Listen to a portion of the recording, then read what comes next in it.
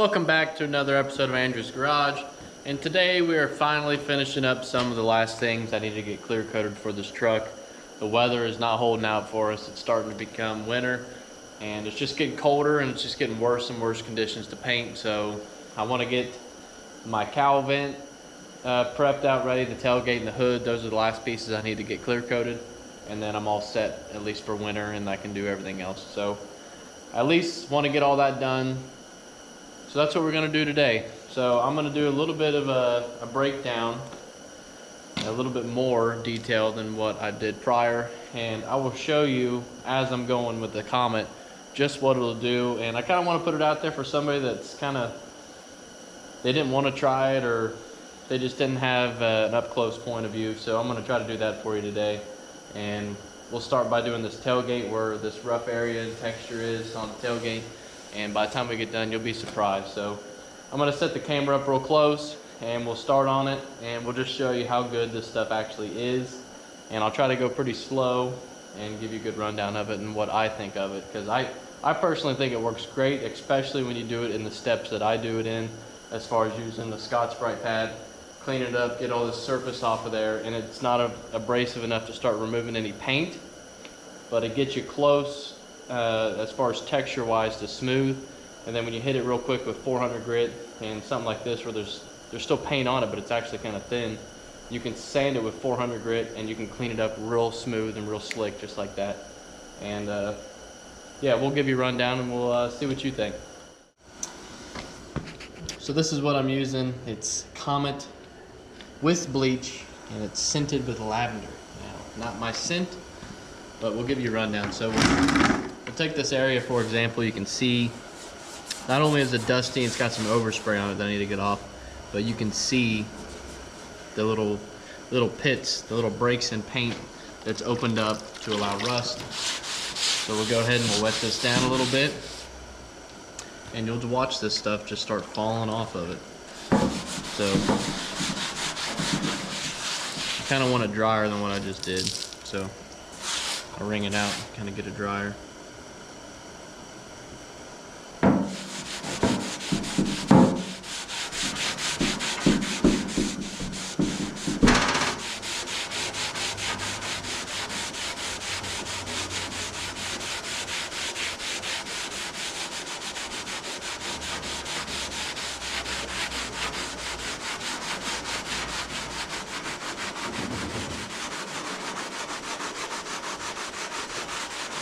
I'll kind of just do this one little spot. I'll wash it off and I can give you a little bit of an example of what it does for you.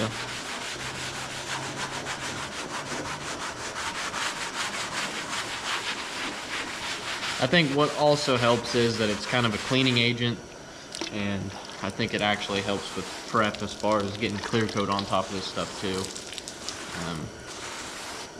But you can kind of see here where it's gotten rid of the brown, and the brown is still here, and you can see where the pitting's still here.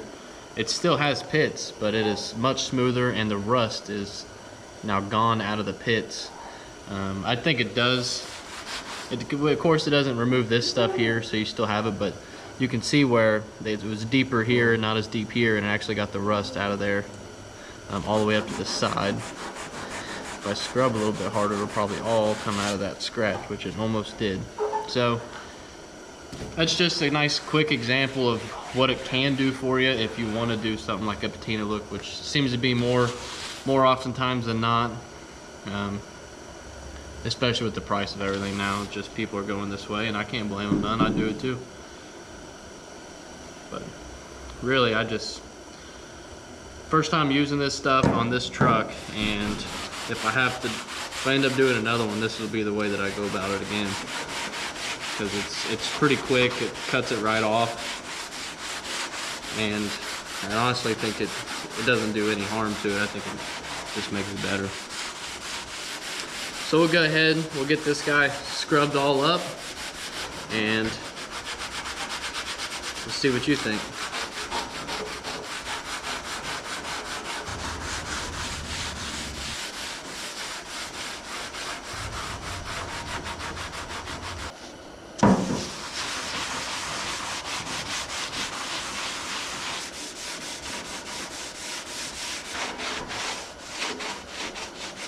There's kind of the top half. I still need to do the rest of this over here.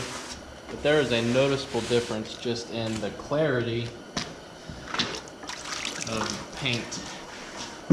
That is the most difference that I can see, is the removal of small pits, revives some paint,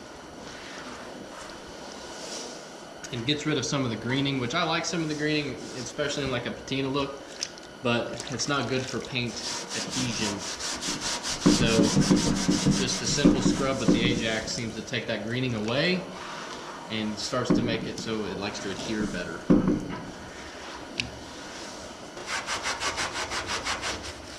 Now we're moving on here to the bottom half of the tailgate, and I think you can really tell a difference, and just from here to here what the difference is. The brown staining from the rust and the pitting, and then up here you can see where all that is basically gone, and the only thing you're left with is massive chips that are actually down to bare metal.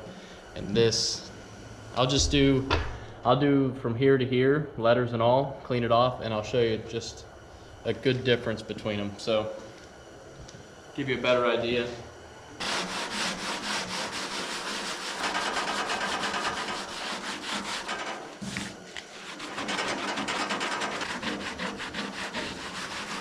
I think that's a pretty big difference between there and there. So we'll keep on going. And for sandpaper, I'm just using the Duragold, and I get it off Amazon. It's 20 bucks for a roll of this stuff, and it does pretty good. I will say, when you put it on like a Durablock and stuff like that, that the adhesive does eventually come off and leave residue on the block, and you kind of got to clean it off. But I kind of fight through it, and you know, I've done multiple vehicles with it, and I can't complain too much. I'm sure if I'd spend a little bit more, it'd be a little bit better adhesive that wouldn't stay stuck, but I don't know. I haven't tried the expensive. I've always ran with the cheap.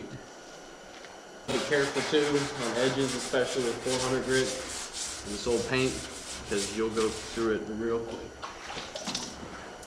And you can see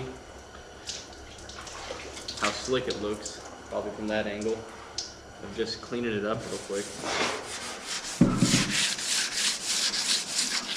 And kind of another thing to remember is, when you're wet sanding like this, like, you can make patterns like this with your fingers, but if you spend too much time on it, you'll actually see your finger grooves in the paint. So it's better to kind of go sideways with your fingers. Now in this situation, I know I'm not doing exactly what I just said, but it's just better off to run your fingers sideways and hit everything at once, and it kind of helps it so it's all on one plane, and you're not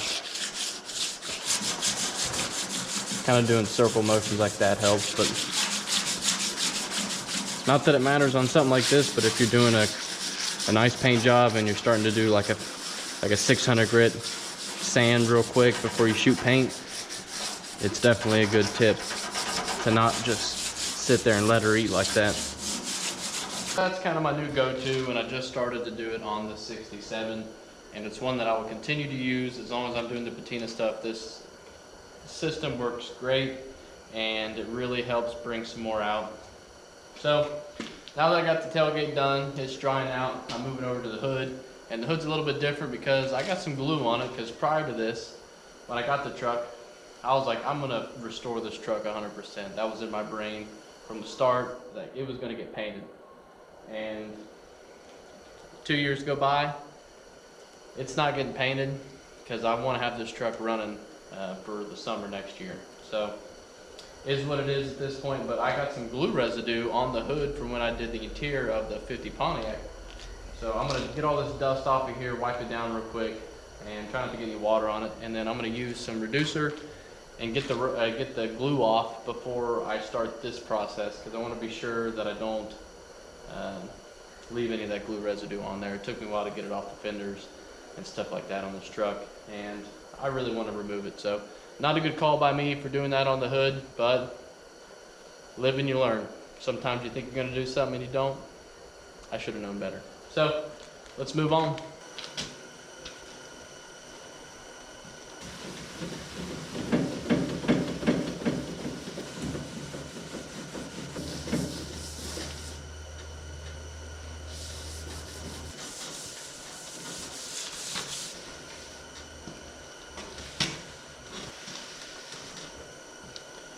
Day 2 of getting this guy ready for clear coat, and I've since wiped it down with some wax and tar remover, and now I'm just going to tack cloth it. I got a tack cloth to the tailgate and the hood, and I got the underside of the cow vent kind of roughed up with a Scotch-Brite pad, blew out some of the stuff that was in it, and I'm going to get one good coat on that just to protect it, and then I'll flip it over, and then I'll have to give it a good wipe down on the other side before I go and paint it.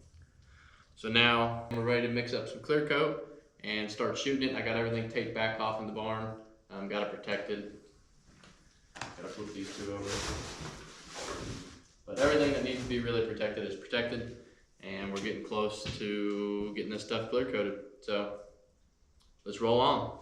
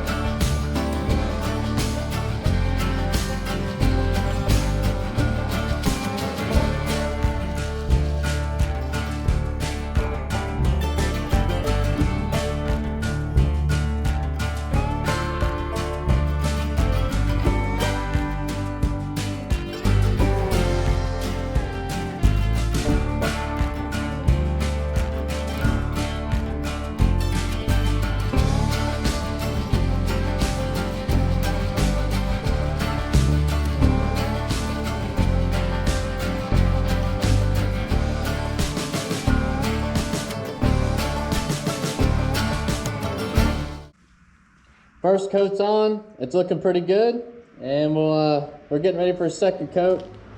I did the little tack touch on the tailgate, and it is good, so it's ready for a second coat. And then when I get done with it, I'll come over and touch it and see how this thing feels, and it feels like it's almost ready for a second coat, which is unbelievable because it's way too cold out here to be doing this, but hey, I can't complain. All right, so it's about an hour, maybe a little bit more after I got done with the final coat, and it looks way better than what it should. Now I know it's going to continue to lay out overnight because it's super cold, but overall I know it's an old beat up truck, but the clear coat that I just laid on looks like glass, and it's going to lay out more overnight, so that's going to be pretty amazing looking tomorrow. Everything is good. And if you didn't know, a trash can is a great use for a table. So I'm gonna let this sit all night, cure up a little bit. Hopefully it warms up in here tomorrow some. But it turned out pretty great. So that is how you do an Ajax wash prep for clear coat, and clear coat over some old panels and get a nice patina look, and still have a nice prep job to where this stuff won't flake or fly off. And I've done quite a few of them, and I've never really had issues out of them, so I approve of it. Some people don't, but this result, it's hard to look at an old slick patinaed up truck and not just go check it out, just because of the fact that it's still there, it's still surviving, and this one in this case is actually in pretty good shape. So I couldn't be more happy with everything and the way it turned out. But thanks for watching this episode of Andrew's Garage. Be sure to tune in next week for another episode, and we'll just keep the ball rolling and see how many more we can get out of this truck. Because pretty much all the cosmetic stuff is basically done at this point, and now we're moving on to the electrical side and the mechanical side.